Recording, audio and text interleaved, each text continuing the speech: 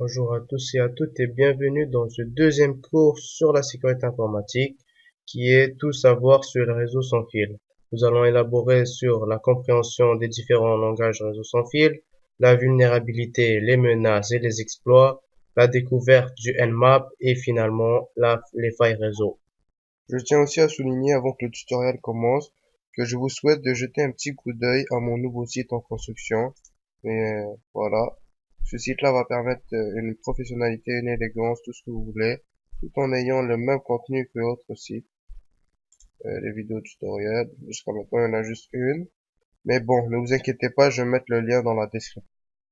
Donc maintenant parlons des différents réseaux sans fil qui existent. On a le WEP, WPA, WPA2 et WPS.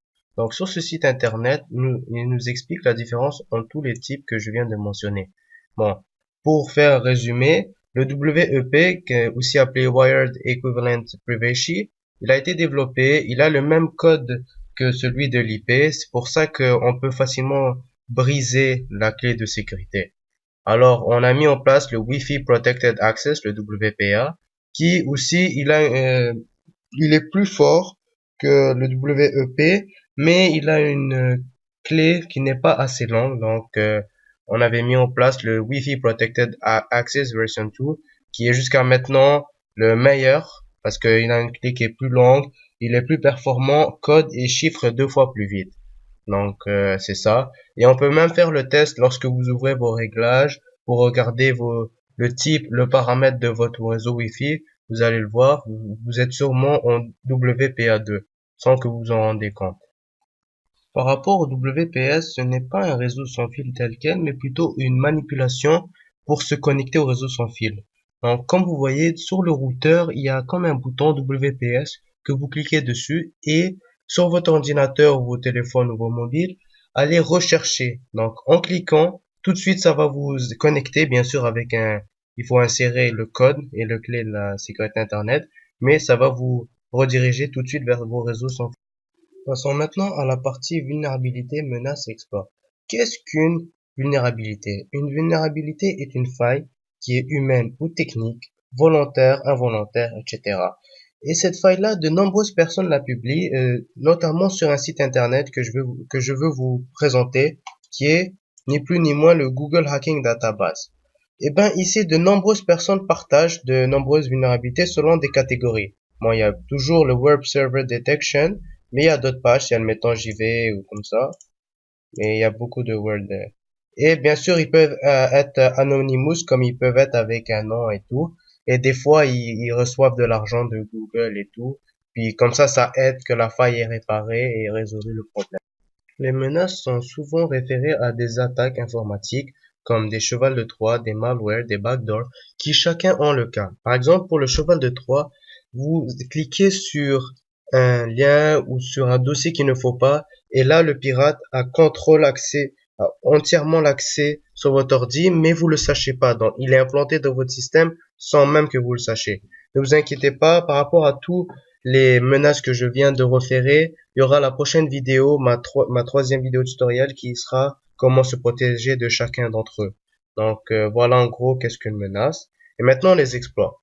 Les exploits sur le même site, on peut aller voir dans les exploits. Les exploits c'est quelque chose qui prouve que c'est une vulnérabilité. Non, ici on a énormément de trucs comme maintenant je vous ai dit. Quand on a ça, c'est-à-dire qu'il est réglé. Et quand on a ça, c'est-à-dire qu'il n'est pas encore réglé, qu'on travaille encore dessus. Et là, souvent, c'est des applications, des sites internet. Donc, si vous voulez vous amuser avec ça, regardez, c'est à vous de voir. Mais ça existe tous les jours, des exploits, vulnérabilités et menaces. Maintenant, grâce à l'avancée technologique de Google, on va pouvoir référer à un scanner de réseau qui est ni plus ni moins le Nmap. Donc, je peux taper ici Nmap et j'atterris sur le Nmap. Bon.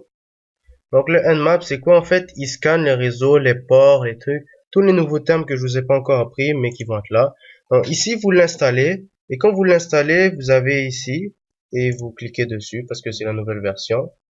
Bon, pour moi, je pense que je l'avais voulu l'installer, donc là, je vais pouvoir l'installer.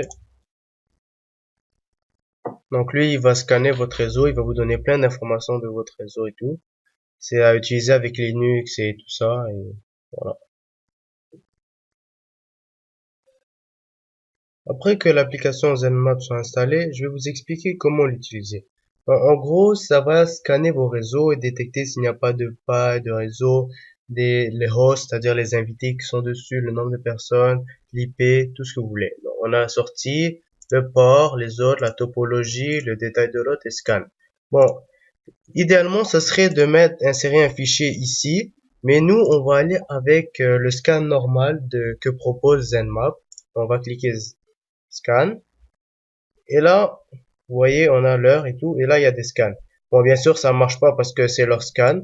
Donc, il y a 0 invité dessus parce que c'est un Nmap. Mais si vous mettez bien le dossier qui soit du type ZenMap, ça devrait fonctionner et vous devrez avoir des informations plus précises que ça. En faisant référence aux failles réseau tout à l'heure avec ZenMap, je vais vous montrer un moyen de connaître plus sur les failles réseau. Donc, tout simplement, on va aller sur le réseau et Internet.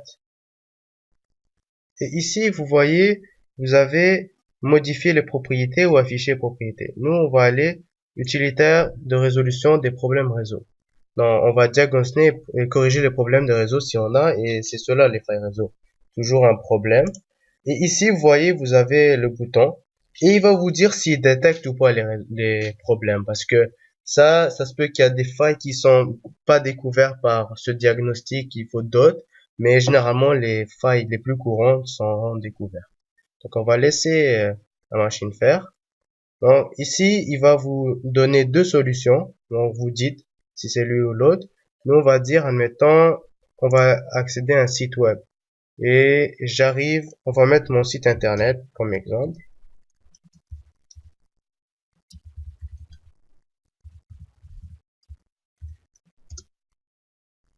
On va chercher les problèmes dans la connectivité, tout. Donc, ça, c'est juste un exemple, mais pour ceux que ça marche pas vraiment, parce que moi ça marche, donc il a détecté qu'il n'y a aucun problème, mais ceux qui marchent pas, il va vraiment le détecter. Là ici on a les 5 commentaires et on va faire un gros X et voilà.